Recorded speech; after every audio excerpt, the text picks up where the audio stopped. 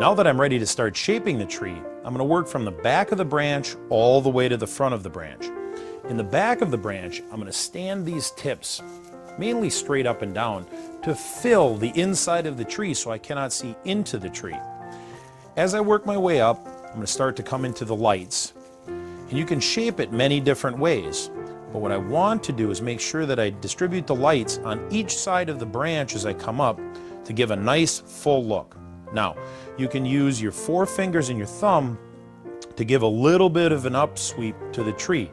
Or, if you choose, you can shape it a little bit flatter too. Just depends on how you like the tree to look. All of this is an individual preference. I'm going to work my way all the way to the front, get the lights looking nice on the end, and then I'm going to move to the next branch and keep shaping each branch all the way around the tree. Again, work each one of those tips out to the end. Get a nice distribution with the lights all the way around the tree. Now that I'm done with section D, I need to find section C, place it in, and plug it into my wiring harness. Now that I've placed section C into section D, again, I've tied the branches up, so it makes it a lot easier to shape the branches. I can do them one at a time. But the first thing that we want to do is to plug section C into section D. Follow the instructions on the cords. This one says plug into wiring harness located on the section below. There's an open slot on this wiring harness. I'm going to plug that in. Now that we have our lights lit, we can see if there's any broken, missing, or loose bulbs. Then we're going to start at the back of the branch, work our way to the front, and keep working all the way up. Shaping section C, we're going to place the tree on the floor and place in section B, then section A, following the instructions on the wiring harnesses.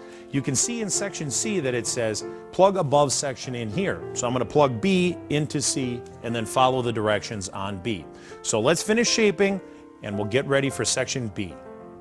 Now that I've finished shaping my tree, I'm just going to go over the tree a little bit, see if there's any tips out of place or if there's any other burnt out bulbs that I want to replace right away. That's one of the key factors, is always replacing any burnt out bulbs that you see in the tree. It'll extend the life of the tree much longer. Now that I've placed section B and A into C, into D, I've plugged them in appropriately, I have everything shaped. Just going to again go over the tree and make sure that everything looks great. I want to put my tree into place.